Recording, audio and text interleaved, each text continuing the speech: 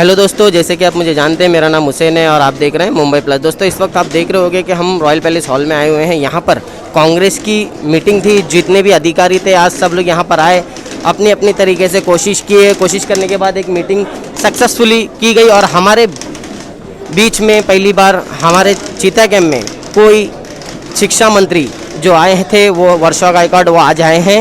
आने के बाद यहाँ पर जितने भी कांग्रेसी उन सभी को हौसला दिया। और कांग्रेस जिस तरीके से अब इलेक्शन पीरियड्स नज़दीक आ रहे हैं तो उसी तरीके से इन्होंने काफ़ी काम करने के लिए भी कहा है यहाँ के जितने भी अधिकारी हैं उन सभी को। तो मैं आपको ये बताना चाहता हूँ दोस्तों कि आज फिर एक बार कांग्रेस कोशिश करने के लिए तैयार हो चुकी है, क्योंकि आने वाले साल में इलेक्शन है। इलेक्शन की तैयारी करते हुए कांग्रेस की जो टीम थी वो यहाँ पर जमा हुई थी। जमा होने के बाद उन्होंने अपने आप से ही वादा किया है कि किसी भी तरीके से एक नगर सेवक वार्ड नंबर 145 या वार्ड नंबर 143 में लाके जरूर रहेंगे। मेरा पड़ोसी कितना भी अच्छा रहे, उसका घर में सलमा सितारे लगे, मलमल की चादर हो, उसके पायदान अच्छे हो, सब कुछ अच्छा हो, झूमर अच्छा हो, वो मेरा घर नहीं हो सकता, वो उसका घर रहेगा। मेरा घर जैसा है उसको मैं कैसे मजबूत करूं, इसलिए आप सबको कोशिश करेंगे। ये कांग्रेस का घर है। हम सबकी कोशिश ये होनी चाहिए कि हम कांग्रेसी हैं, हम कांग्रेस को कैसा मजबूत करें। आज देश में अगर कोई नरेंद्र मोदी के खिलाफ सीना तान के कोई खड़ा है और कोई रोज उनके खिलाफ बोलता है तो हमारा नेता राहुल गांधी बोलता है ये सच्चाई है। और अगर हम उनके नुमाइंदे हैं, हम उनके कार्यकर्ता बोल के काम करते हैं तो हमारा फर्ज क्या बनता है? हमारा फर्ज यह बनता है कि हम कांग्रेस की विचारधारा को नीचे तक लेके जाए और कार्यकर्ताओं का संगठन मजबूत करें। और यही कोशिश हम लोग करने वाले आने वाले दिनों में। अभी गायकवाड़ साहब ने कहा, लेकिन हमने 5 वार्ड के 6 वार्ड आपके, उसके लिए हमने एक कोऑर्डिनेटर भेजा है। और मैंने ऐसा ही कोऑर्डिनेटर भेजा है, एक तो नए भेजे, लेकिन बाकी जो भेजे हैं वो पुराने लोग भेजे हैं जिनको अनुभव है कि जिन्होंने हमने शून्य से शुरुआत की थी। जब हम गुजरात में गए थे तो हमने शून्य से शुरुआत की थी, हमको मालूम नहीं था कि क्या होने वाला है। पर एक जमाना ऐसा आया कि बीजेपी को और नरेंद्र मोदी को भी जमीन पे उतर के रोना पड़ा। ये हमारे कार्यकर्ता कांग्रेस की ताकत है। अगर हम अपनी ताकत नहीं पहचानेंगे, हम अपने खुद के बारे में नहीं बताएंगे कि कांग्रेस हमारे पास इतिहास है। अगर आज हम लोग 28 जिसकी बात चल रही है दिसंबर का कार्यक्रम होगा, कांग्रेस स्थापना दिन की बात होगी, तो आज सब अगर आप लोग पहले से अभी तक सब कुछ ले, एक 6 साल में बताइए सरकार आई है, क्या ये सरकार ने किया है बताइए बीजेपी की सरकार ने। आज हमारी कोरोना की परिस्थिति ऐसी है कि लोगों के घर में रोजगार नहीं है, छोटे छोटे रोजगार वालों को पूछिए, लेकिन आज उसको उनको नहीं पड़ी है। उनका पैसा अगर किसी के पास जा रहा है तो अडानी अंबानी के पास जा रहा है, किसी और टाटा के पास जा रहा है।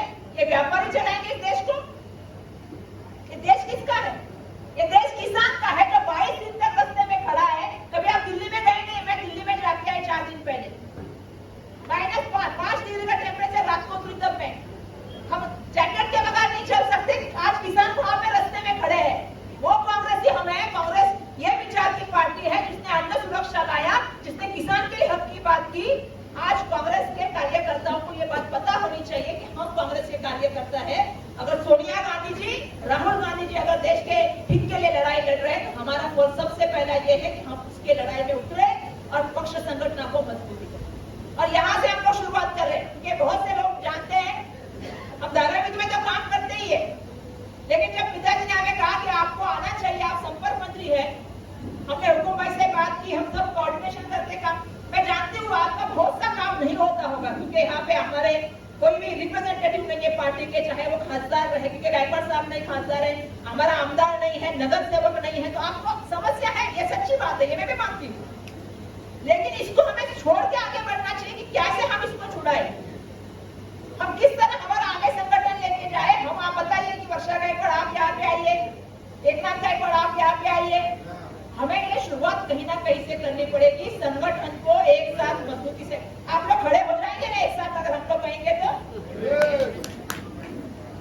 मैं ये जानना चाहती हूँ कि अगर संगठन के लोग मजबूती से खड़े रहेंगे तो हम आपके साथ मजबूती से खड़े रहेंगे। ये हमारा आपसे वादा है, हम आपके साथ।